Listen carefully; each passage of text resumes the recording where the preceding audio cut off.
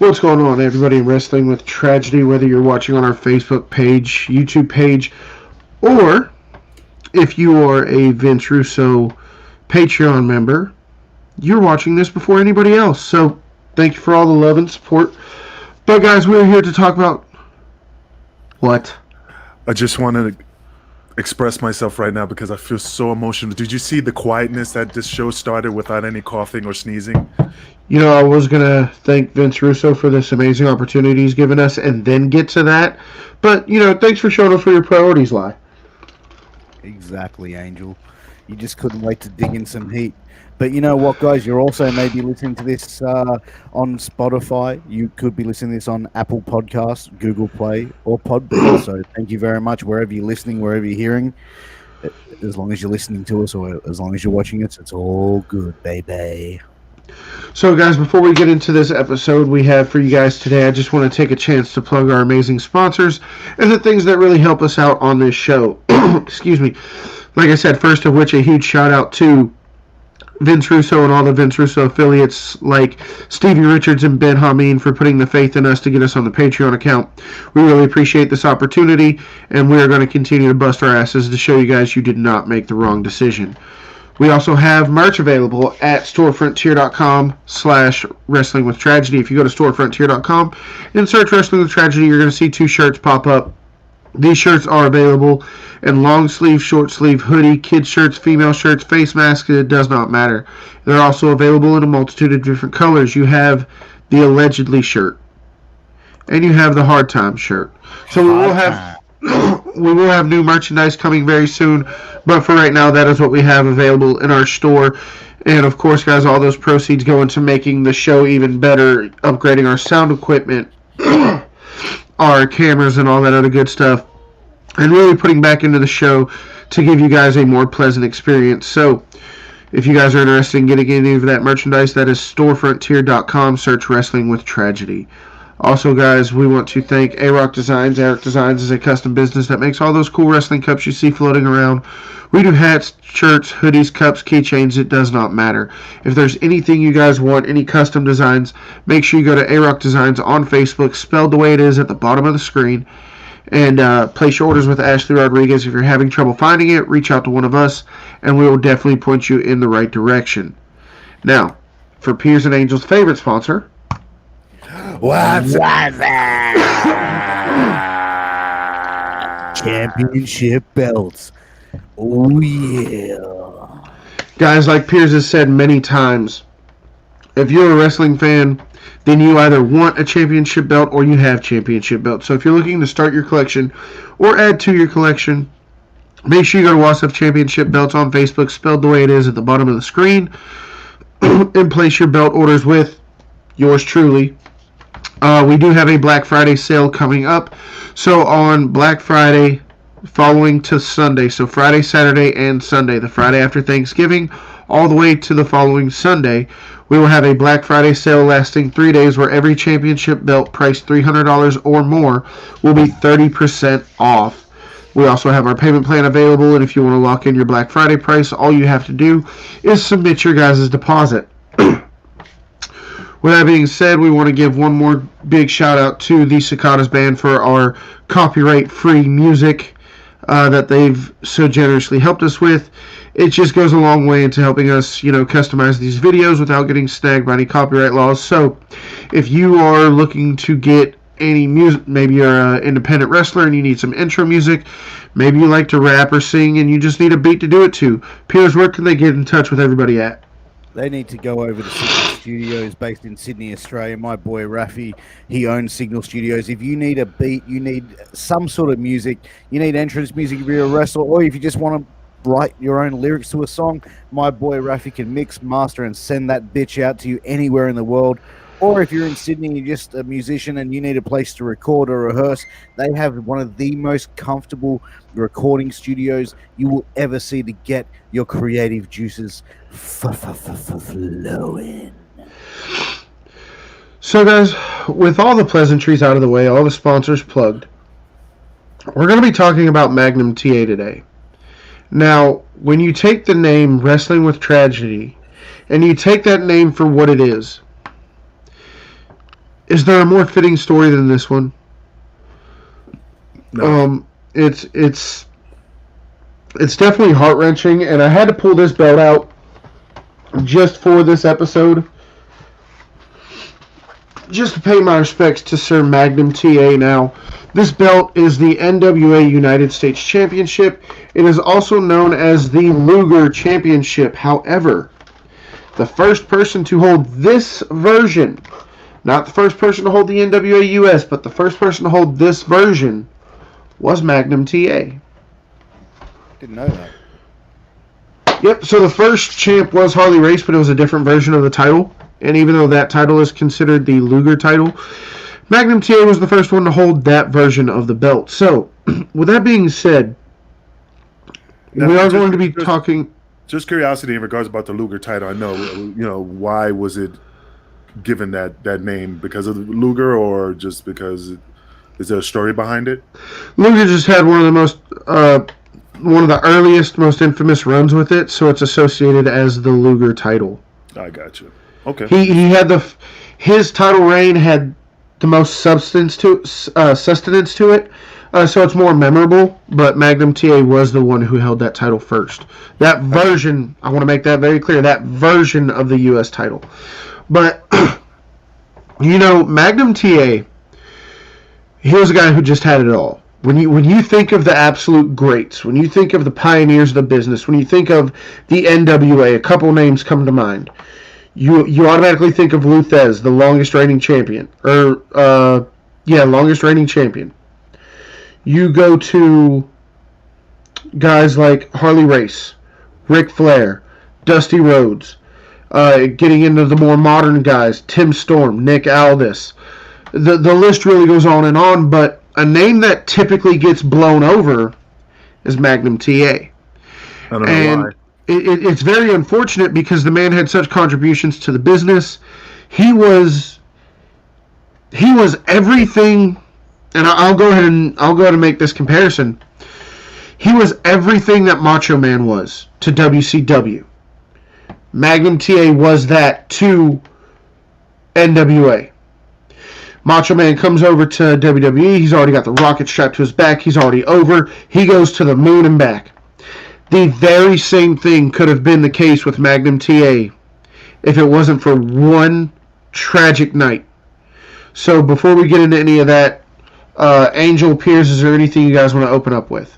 Well, I mean, yeah, absolutely. I mean, Magnum TA, even though he was not one of my top stars, I had... And would I be correct in comparing him to, the Macho Man of WCW? Oh, yeah, absolutely, absolutely. His quality of work was beyond words can describe. I mean, I still watch the I Quit match with him and Tully Blanchard. Like I said, he was not my favorite wrestler, but I respected his work and his ring logic, and he was just phenomenal in the ring. He just, he had a lot of potential. He was going to go to the moon, like you said, to the moon and back if he wasn't not in this car accident. Pierce?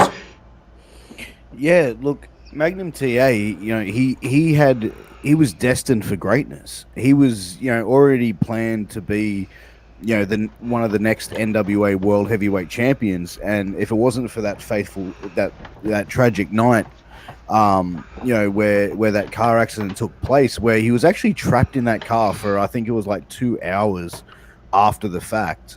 And the doctor had even stated, and I heard, I think it was Arn Anderson who said in an interview, that if he wasn't in the condition and shape that he was in, he would have been a dead man. Yeah, I think that was J.J. Dillon at J.J. Dillon, I apologize. Did at an interview. That's what I was trying to think. It was J.J. Dillon, and because of his physical fitness and his body, that he would not have survived if he was not as fit as he was. They even said he was not even going to walk; that he was going to be in a wheelchair for the rest of his life. So he disproved them on that too.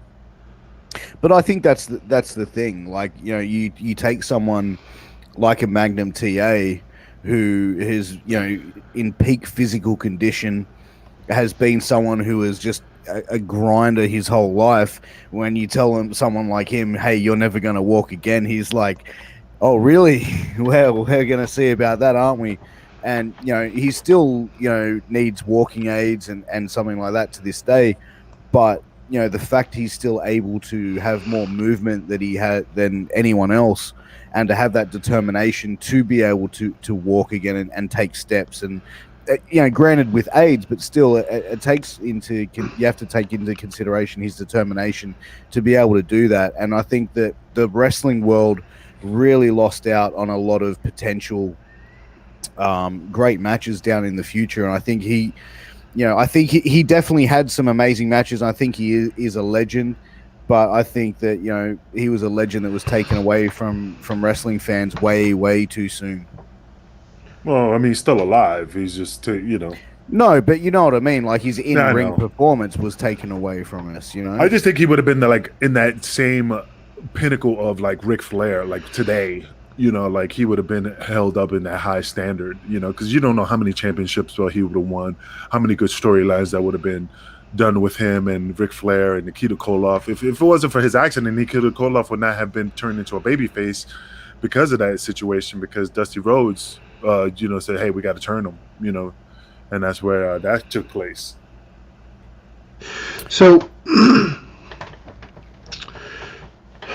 here it says that Terry Wayne Allen, also known as Magnum TA, is an American retired professional wrestler, better known as his ring name, Magnum TA.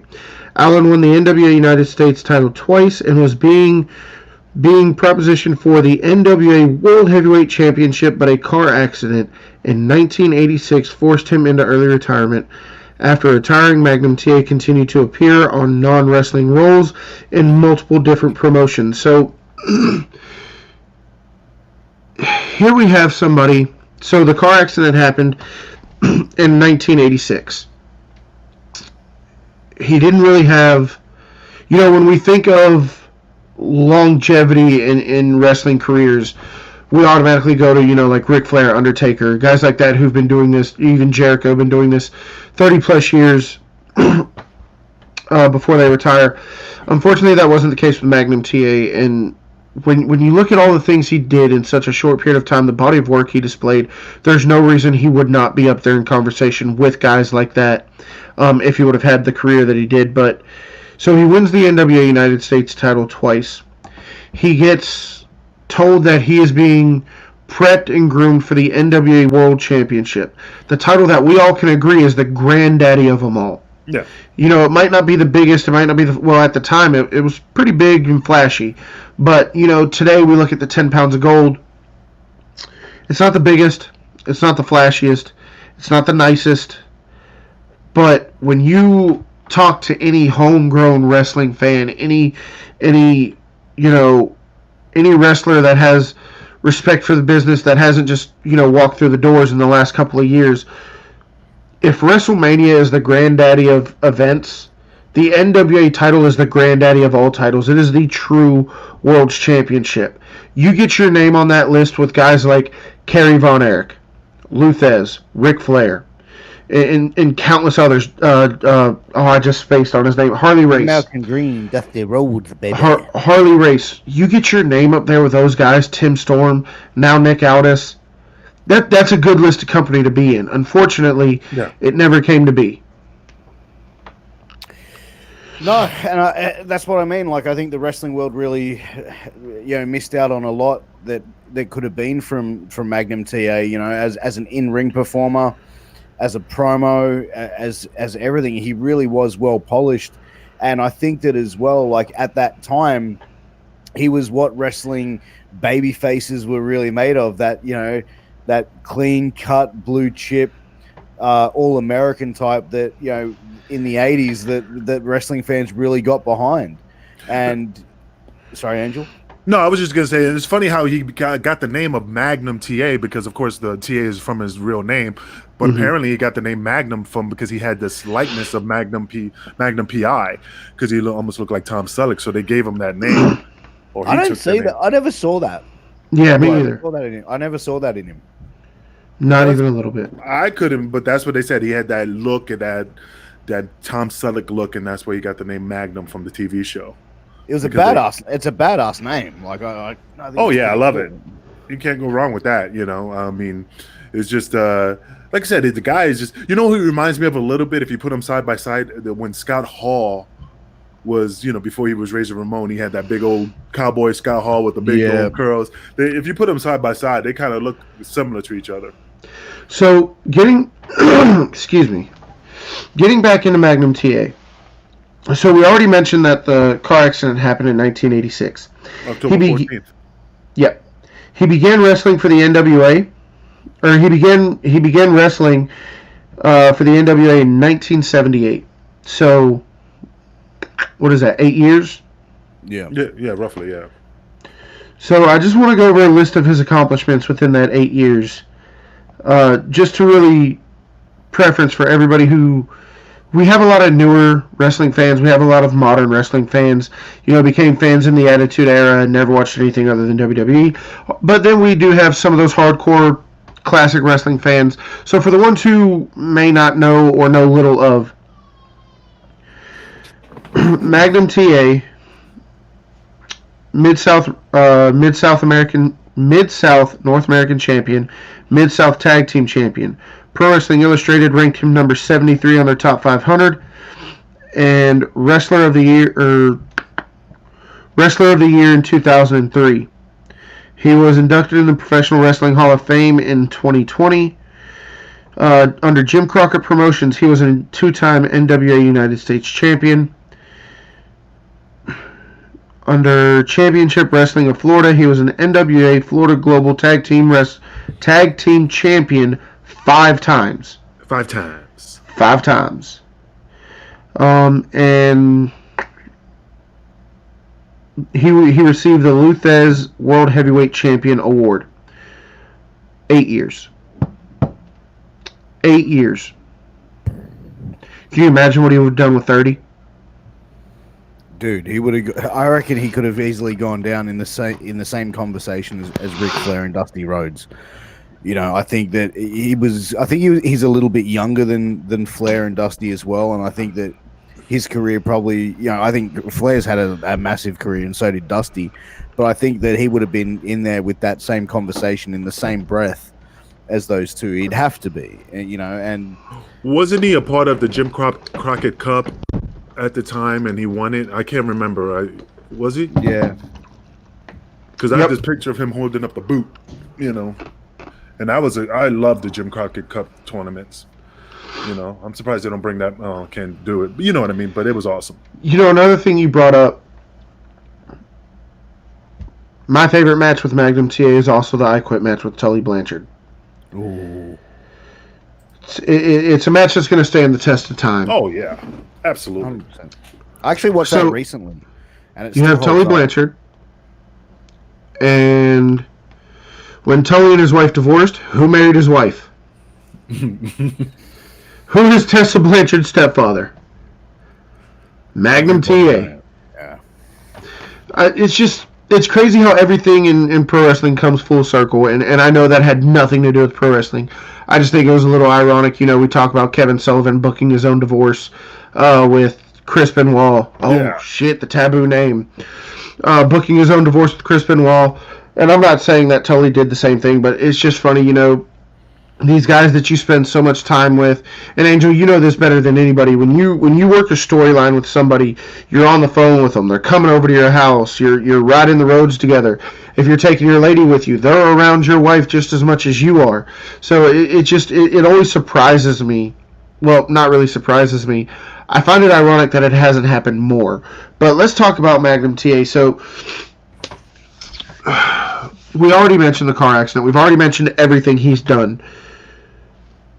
Who were some of the guys that, if he would have stayed healthy, made it to WWE, that you think he would have been able to, that you would have liked to see him work with? Because even though he never made it to WWE, he still had a strong influence on guys like Stone Cold and people like that. So who were some of the people that you would have really liked to see him get in there and mix it up with? Oh, I would have loved to see him turn heel and just face off Sting. Ooh. I think that would have just been like some him and Randy Savage. Oh yeah, that's definitely a good Yeah, like him and Randy would have had some fucking barn burner matches, dude. Like even I think him and Steamboat may have wrestled in NWA. I'm not too sure, but him and Steamboat, I could have said, I could probably say I could see Magnum TA could have really fit into that IC mid card division for a long time, especially when Randy was there. Steamboat, those sort of guys. Definitely think he could have had a run in the main event, no doubt at all. Okay, we're about to fight. I was going to say, you think that Magnum TA's Call to Fame was the mid-card division? No. I'm saying he would have had some amazing matches in that around for that IC title. The IC title's always been that workhorse championship for WWE, and I think that he definitely would have held that title and would have put on some amazing matches with those guys. I just think that if being a heel, I just would love to see him turn heel because I think it would have just took him to the next level of facing up like the Ricky Steamboats, the Stings, definitely would have just took it to the next level for me. So let me ask you guys this. Let's get into the actual incident of what's happened, like the car accident itself. So it was a raining night. He was speeding. He was speeding, wasn't it? It was like a heavily raining night. He was speeding. That's what Frederick said. But there was no alcohol involved in this, from what I found. Like he wasn't drinking. He was sober at the time of the impact. Correct. The only thing that I saw in the forensic report was that it was raining that night. If he was drinking, they failed to mention it. Which, if that is the case, there could have been several reasons why, they tend to leave that, back then, they tend to leave that shit out for celebrity status or whatever the case may be. But from everything that I've read, I didn't see anything that said alcohol or drug use, just that it was raining that night. And I'm just trying to figure out, he was only a couple miles from his residence. I know he was driving a Porsche. Maybe he was just getting it. I don't know. But why? What was the reason why he was speeding? Why during a hard, rainy night that he just... Because you're on top of the world. You're on top of the world. You're fucking loaded. You have a nice car. You're reckless. You're fucking reckless. I mean, we just talked about this in the previous episode with other people being reckless, needing to grow up. Let's just call it what it is. I'm not trying to run him down. I'm not trying to drag his name through the dirt. I'm not trying to do any of that. But he was being immature. He was being reckless. He felt like he was untouchable, on top of the world. He could do no wrong. We saw the same thing happen with numerous people that were speeding, doing shit they couldn't, doing shit they... When somebody gets this sense of celebrity, we see it all the time, when they get this sense of celebrity, or they get this sense of social status, they think nothing applies to them. Apparently, that means the laws of physics, too. Wet pavement means slippy go slidey, okay? It's just a thing that happens. And I hate it. I'm not trying to get, upset or anything like that, but when I just think of the things that could have been, as a wrestling fan, I feel like I was cheated out of some amazing... And yes, I know this is selfish. I know this sounds selfish of me to say. I'm glad he lived. I'm glad he's okay. I'm glad he went on to live a healthy life with his wife and his stepkids and whatever the case may be. I'm happy for that. But as a wrestling fan, I feel I was robbed from some amazing dream matches. That term gets thrown out so much nowadays. Oh, this is a dream match. That's a dream match. I'm going to tell you right now, anything with John Cena is not a fucking dream match, okay? It's just not. Shinsuke Nakamura versus Cena, who's that a dream match for? It wasn't a dream match for me. But when you say Sting, when you say Muta, when you say even just the countless people he could have went to WWE and facing Ric Flair for the World's Championship, the true World's Championship. We were robbed as wrestling fans due to stupid choices. Magnum, I love you to death, man. I love your work. I love watching your old shit. Huge fucking fan. But we were robbed due to carelessness. And he has said in multiple interviews on multiple different occasions, pretty much the same. I'm not saying it verbatim, but the gist is the same. He was being careless. Nope, You're muted. You're muted. Blah, blah, blah, blah, blah, blah. That's the best thing that ever came out of your mouth, Pierce. Awesome. Shut up, Dick. So where the incident took place, the thing that really stands out for me that he was trapped and he was there for hours before anything happened. So it was early morning. I think it was around 2 a.m. when it happened. So, you know, still like for 2 hours, like you hear a car crash, you hear something like that, you know. Come on, like, yeah, I mean, dude, like, my mind just spins on that. Like, I don't understand. You gotta take it. You gotta take into account. Okay, so I'm gonna throw some things out that's gonna make this make a lot of sense for you. Piers, you know what I do for a living. My shift change, or my shift is 2 p.m. to 2 a.m. Right around that time where I'm going home, the next ones are coming in, so nobody's really on the street. Another thing. What are most people doing at 2 a.m.? Sleeping. Go partying. Rainy night. It's very easy to confuse certain noises for thunder, maybe lightning. We don't know if it was a thunderstorm. We just know that it was raining that night. Maybe, you know, you hear that rustling noise. You wake up, you're like, oh, what was that? Oh, it was just thunder. Let me go back to sleep. There's a lot of really good explanations for why he could have been there for several hours. You know, back then, in 1986, it wasn't 2020. Not everybody's got one of these. Not everybody's got I mean, I'm sure Magnum did. But not everybody's got... Nobody had OnStar, AAA, security systems in their car to detect impact. There's a lot of reasons why he could have been by himself, and who knows, maybe if he would have made it... Maybe if he would have gotten out faster... Maybe there wouldn't have been any long-term effects. Maybe they would have been able to help him more. Maybe the time he sat there had a lot to do with it. Yeah. But there's a lot of things that could have went in. We're comparing the advances and the advantages we have today to back then, and that's where I think the misconception is happening. Well, why was he there for 2 hours? How did he not get help? Well, you go ask your grandfather, you know, how many minutes he had on his cell phone, because back before you had ones like this, you had to buy your minutes. Who's to say he didn't buy 60 minutes that month and he only had 30 seconds left? There's a lot of reasons why he could have been there for that long. And then I was looking up. I was just looking up and see like when October 14th. I was thinking it was a Saturday. You know, like he was coming from a show, but it was a Tuesday night or Tuesday morning, really. So I was just gonna say, oh, he was coming from a show, maybe coming from a bar. Well, you could still be coming from a bar, but it was a Tuesday night, Tuesday morning, really. So that's the thing. Like, has he even stated what the fuck he was doing driving around at 2 a.m.? I mean, he's probably going to get a piece of tail. That's true. And maybe he was speeding like, man, let me, give it that little Magnum, the Magnum pistol. Either that or he just came from getting tail and he had to go home to his girl or his wife or whatever and he had to get there quick. That's true. Who really knows? Yeah. No, it's a crazy sort of the whole thing, man, like, it's just a real tragic story that's happened. And, you know, like I said, being trapped there for multiple hours, you know, and to sustain the injuries. Have you guys seen the images of the car? I'm pulling it up right now. Oh yeah, those are just. I mean, it's a Porsche. It was just crumbled. It just turned into like. It looked like a big. It looked like more like.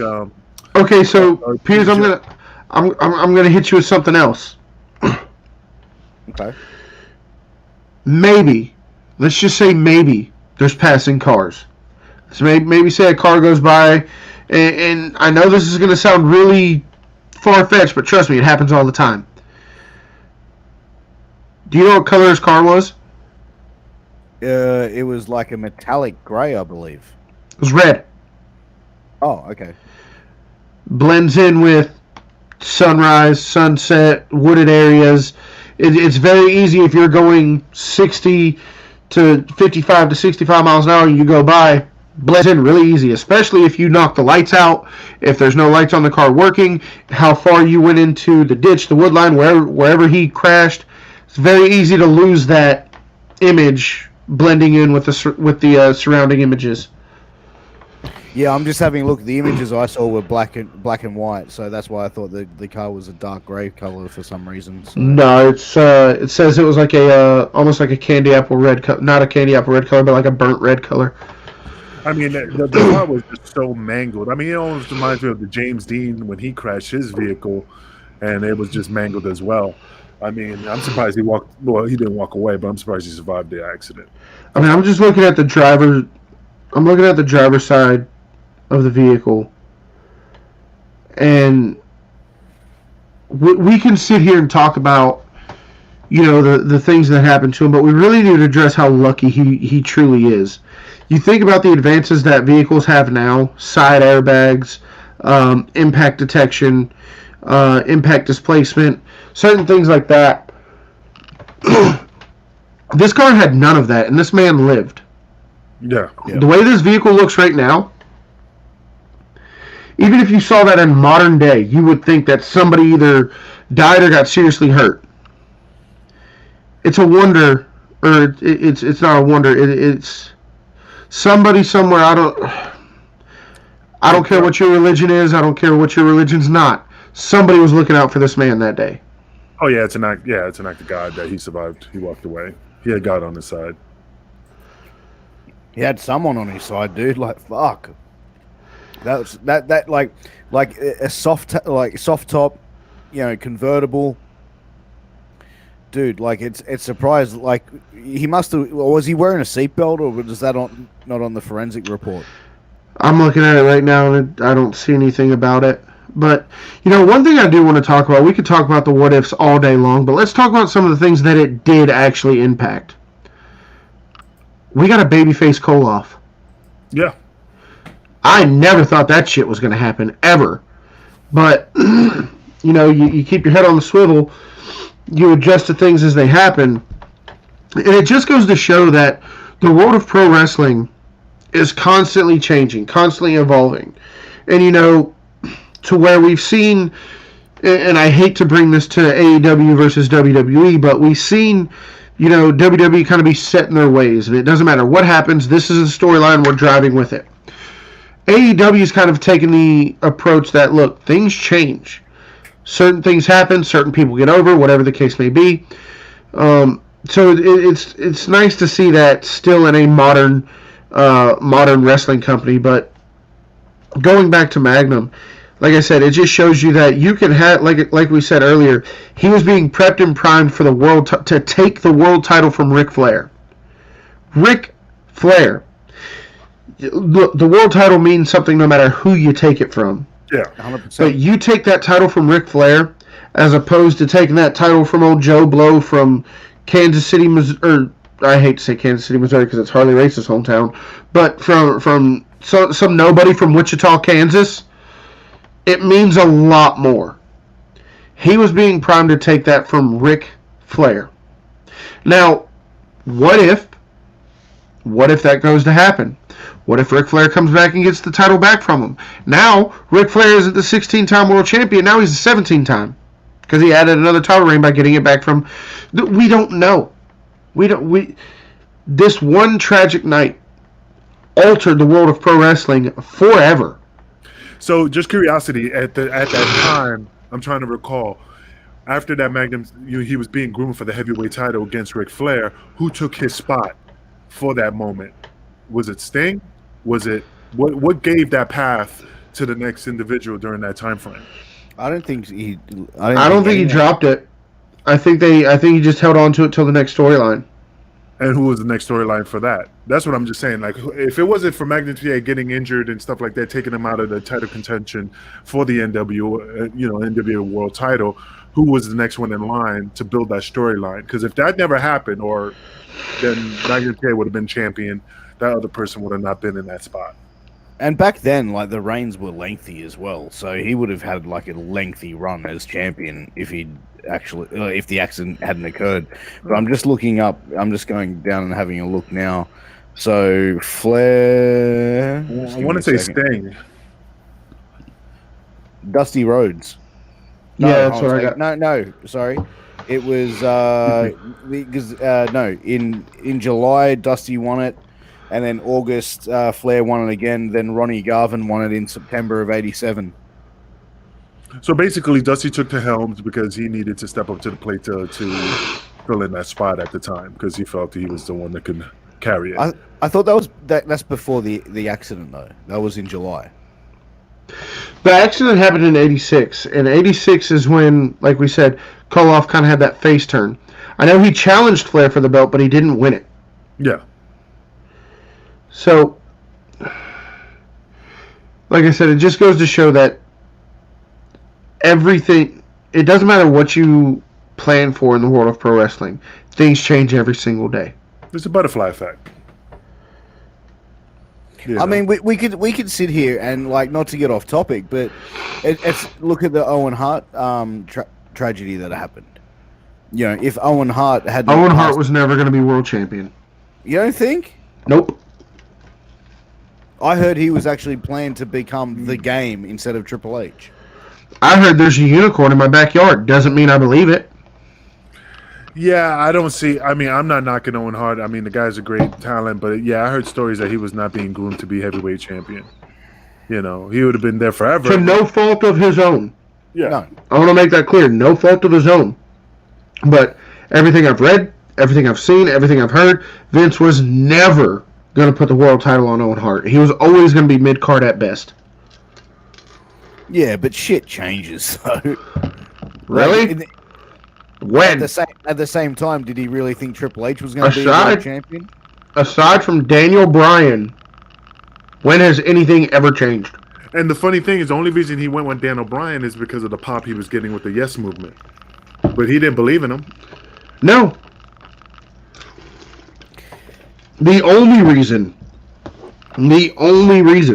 he went with Daniel Bryan. Nope. Take that back. Zack Ryder. When Zack Ryder got over on YouTube, they brought him in, gave him like what a 2-week U.S. title run, and then he dropped the belt. Maybe not even 2 weeks. Might have been a week. But the point I'm trying to get at is shit in WWE rarely ever changes, which is why I brought up the AEW part earlier. We've seen that happen already numerous times. We've seen them change due to what is current, what is going on right now. Yes, they have a storyline, but they also recognize when certain people start to get over, you have to address that. Case in point, Darby Allin and that thing, the TNT Championship. Yeah, I mean, Darby Allin got over like fucking crazy. But, you know, like I mentioned Owen Hart because obviously, you know, he died in a very tragic accident, and obviously Magnum's career was cut short in a tragic accident. But Yeah, still, but one like, died, one lived. There's a difference. there is, but both of their wrestling careers were ended. You know, Oh, so that's where I was coming from. I mean, he went into commentary. I mean, they gave him an opportunity to be a commentator during the, NWA. You know, I remember that. He was always in a tux. I mean, they wanted to keep him around. But that would have been a hard pill to swallow, man. Like, you know, not being able to move from the chest down and like being put in a commentary spot where you're watching people, your colleagues, go in there, do I think it just depends on the way you look at it. Like, we brought up Daniel Bryan earlier. When Daniel Bryan was injured, not sure if he was going to be able to come back. He was debating on becoming a trainer or coaching people, maybe not a full-time trainer, but, coaching people in NXT. Look at Shawn. Shawn's, the argument can be made Shawn Michaels the greatest in-ring performer of all time. When his time was done and he couldn't do it anymore, granted, he still tried in Saudi, which was a fucking shit show. He went and became a trainer. So, but then you do have those people who, once they can no longer compete in the ring, they don't want to be a part of it anymore. They don't want to... It'd be hard to be around, man. I guess it really just depends on where your mind's at. Do you want to leave completely, or do you want to be involved in some aspect? Look at what Mark Henry's doing right now. Mark Henry's not an active member, but he's with the Be a Star campaign. He does media. He's getting involved in other ways, and that's one of the most beautiful things. That's one of the most beautiful things about pro wrestling, and I've said this since day one. Pro wrestling is really one of the only all-inclusive sports. And what I mean by that is, just because you're not good in the ring, there's a place for you. If you want to be, a computer programmer, if you want to do light shows, if you want to be a voice actor, a commentator, a referee, whatever, any talent you have, can be applied in the world of pro wrestling. And I know I just got off topic and I went on a little bit of a rant, but that is why I love pro wrestling so much. We talk about, unity and equality and everybody coming together. Pro wrestling is a melting pot for that exact statement. There is a spot for everybody. Everybody just always gets tied up in, oh, I can't wrestle, so I don't need to be involved in wrestling. No, motherfucker. Ring crew, setup, teardown, light shows, working the intro videos, working the intro music, camera crews, hard cams. I know, I just went on a massive fucking rant, and I apologize, guys. But that's why I love pro wrestling so much. Now, the only problem, to be honest, I agree with you 100%. The only reason a lot of guys don't do the ring crew and stuff like that, they just feel like it's a step down. But other opportunities, like you said, Mark Henry, ambassador, going out and doing other things, doing podcasting. There's so many opportunities. Once you leave the world of professional wrestling, there's a whole bunch of avenues that you can go to using the talents that you have from. Unless you're like Angel and just fall off the face of the earth and give up on life. Yeah, I'm stuck with two meatheads. One with lice in his beard. And, Piers, you got lice again? No. But what's funny? Just to quote Ric Flair, I remember one I was watching. It was WrestleMania weekend, and he said to the guys, "When you love something so much, but it doesn't let you do it, it kills me." And he was in tears because he loved the business so much, but he couldn't do it anymore. But he still had the passion to do it, but his body doesn't let him do it. So he finds other things to do. Then his body should have told his brain to stop instead of go to TNA after he was retired. Yeah. But guys, let's get back on topic. Yeah, of Magnum, let's back on topic. So Magnum, he did a little bit of commentary, but he wasn't around in a full-time spot there. And I think that may, you know what I mean? I think being there and watching people get in the ring and do what he loved to do was too hard for him to cope with. But you know what's such a shame though? I go back to when Tessa Blanchard won the Impact World Championship. They did their little vignettes leading into the title reign. They had people speaking for Sammy. They had people speaking for Tessa. And one of the people that was speaking for Tessa was Magnum, her stepfather. And she talked about going to training. And she talked about how much influence Magnum had on her. How much he helped her, how much he coached her, how much he trained her. And then you look at everything Tessa's accomplished. The caliber of athlete that Tessa is. I understand all of that doesn't come from your training. You have to have that intestinal fortitude to do it yourself, to put in the work. But when you look at her saying that, she credits him for a lot of her success. Can you imagine if he was in a training role? I understand being it's hard for him. I get it. But can you imagine if he was able to dive deep into a trainer role and the caliber of talent he would produce? But I think as well, with his physical condition, to be a trainer, he'd have to get in there and actually walk through a lot of the stuff. And I just don't think he's physically not able to do that. To be a trainer, to stand on the sidelines and just say, no, do that, you're doing that wrong. You'd have to physically get in there and show them what they're doing. And he's physically not capable of doing it. Yeah, especially paralyzed from the, right side, his knee, his leg, and his arm. So it'd be difficult. I don't know. I don't know because, dude, look at everything. And I know I'm going after Tess on this, but look at how much he trained her. Look at how much influence he had with her. Yeah, I get it. She understood a lot, and she was probably very easy to coach. But he had such an influence on her, she went to name her finisher after Magnum TA. If he can do that with Tessa, let's just say he did that with 5 other people. Let's just say 5. Can you imagine the caliber of matches, the caliber of talent? Because then you train those 5. And if Tessa didn't have such a cunt attitude, hey, you have to pay to watch our show now, so I could say that because you paid to see the show. So anyway, if she didn't have such a cunt attitude, she would be a great trainer for people. because of the stuff Magnum taught her. It's not necessarily him getting in there and teaching somebody. It's teaching someone who's easy to teach, someone who's willing to learn, and then them going out and teaching other people. You start that chain reaction. Magnum TA is such a magnitude of knowledge and ring awareness and psychology, and just knows how certain things work. Yeah.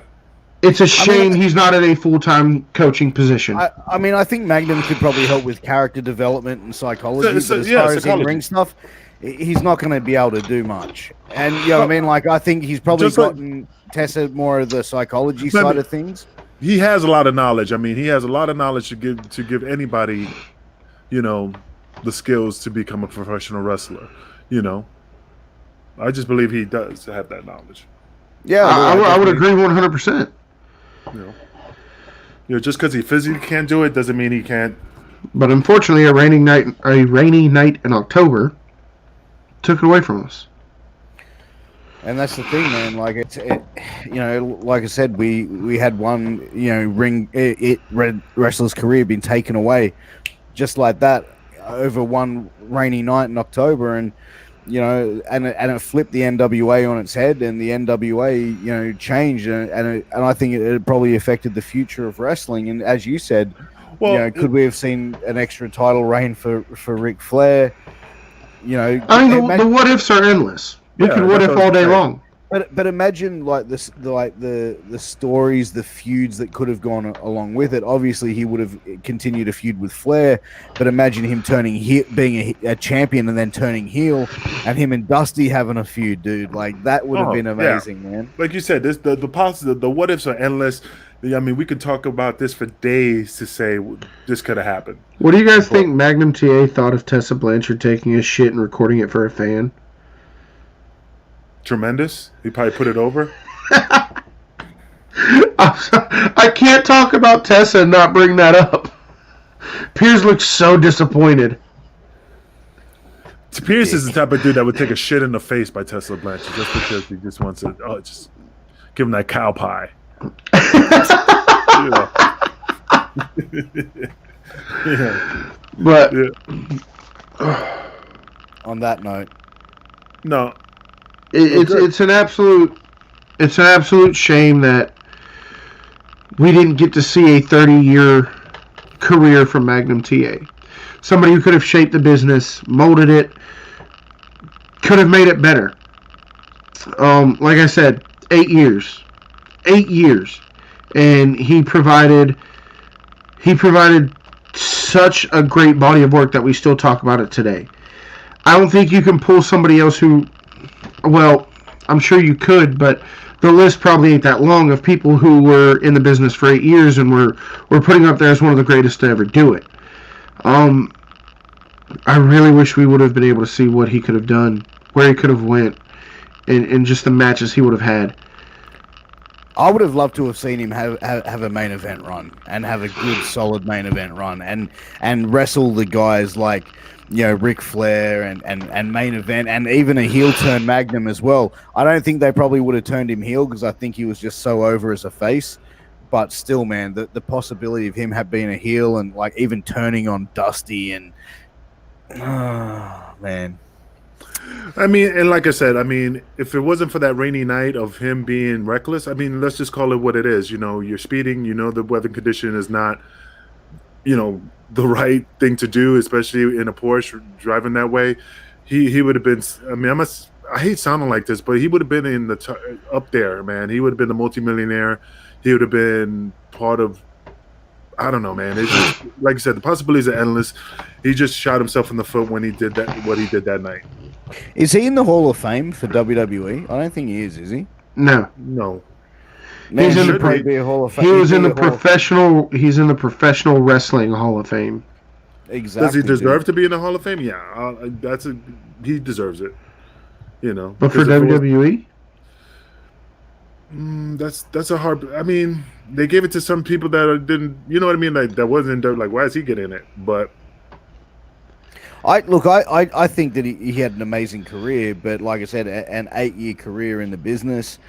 You know, I think that If the accident didn't happen and he had an extra 10, 20 years in the business, I think he'd probably already be in the WWE.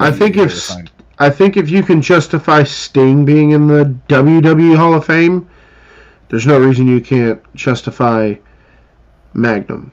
I understand Sting did work for WWE, but They did it Freebirds, and the Freebirds. Mhm. Carlos Colon as well. Yeah, fuck Carlos Colon, but you know, but he didn't. I mean, he's in. You know what I mean? Like, so they could say, hey, you know, let's bring in Magnum.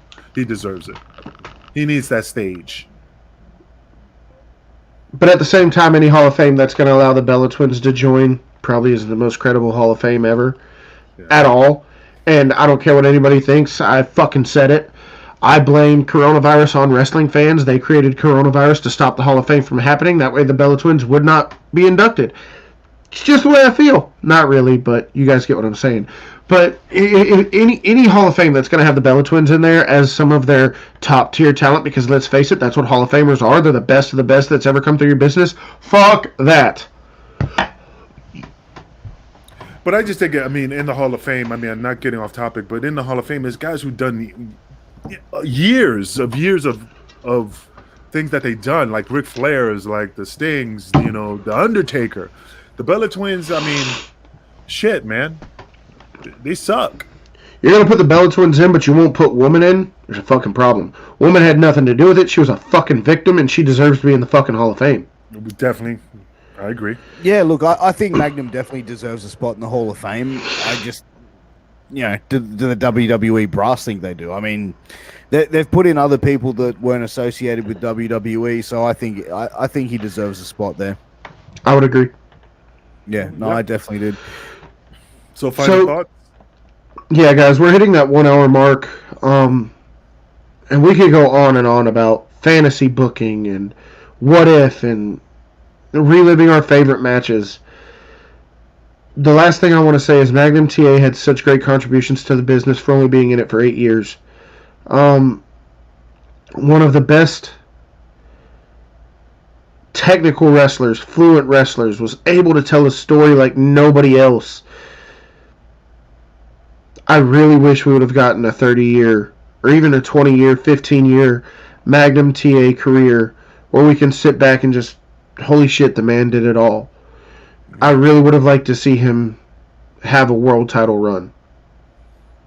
Even if it was just one, I think he you know, like he was already being earmarked for that position. So, you know, I think he would have been a multiple-time world champ.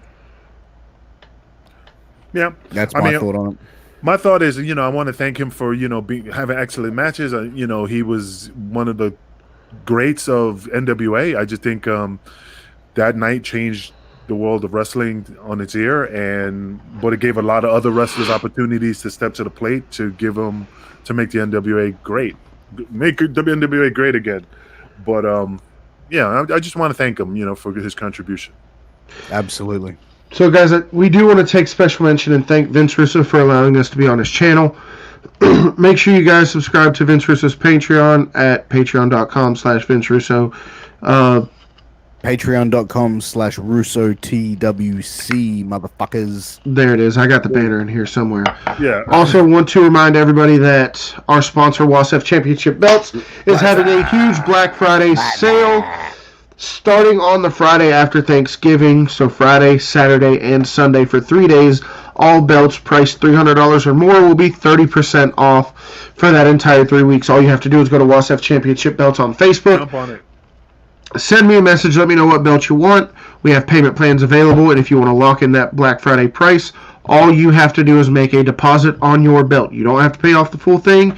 Make a deposit. It locks in that Black Friday price and saves you a bunch of money. And I just want to ask, what is the deposit? I mean, what do they have to drop down? So the deposits vary for each belt. So typically we ask a $100 deposit, and then you can make. The way the payment plan works is we have a $100 deposit. That $100 deposit, we start making the belt. Then you can pay whatever you can when you can. We keep track of every payment. Once the belt's paid in full, we ship it out to you. So on Black Friday, where a dual-plated Winged Eagle is normally about $350, you're probably going to get that for around $280. I haven't done the math on every belt yet. I'm not really that great at math. I need my calculator. But it's going to be like in that 280, 290 range. So you're going to save a good chunk of money on any belt that you order. And then obviously there are added discounts for multiple belts. If you order 2, 3, 4, 5, 6, whatever the case may be, the discounts just keep stacking up. So make sure you guys go to WASF Championship Belts, spelled just like this, on Facebook. If you have any questions about a belt, if we can make a certain belt, post it up in there. I typically get back to you within a very reasonable time. And message me with any questions that you might have. If you want to talk in private, I'm fully willing to talk to anybody. And a huge shout out to A-Rock Designs on Facebook, custom company who makes all those cool cups you see floating around, whether it be cups, t-shirts, hats, hoodies, keychains, any custom gear that you need. Make sure you hit up A-Rock Designs on Facebook. And once again, if you're having any trouble finding it, reach out to one of us and we can point you in the right direction. With that being said, thank you guys so much for watching this episode of Wrestling with Tragedy. From myself, from Angel, and from the Angry Koala, we'll see you guys next time. Fuck you.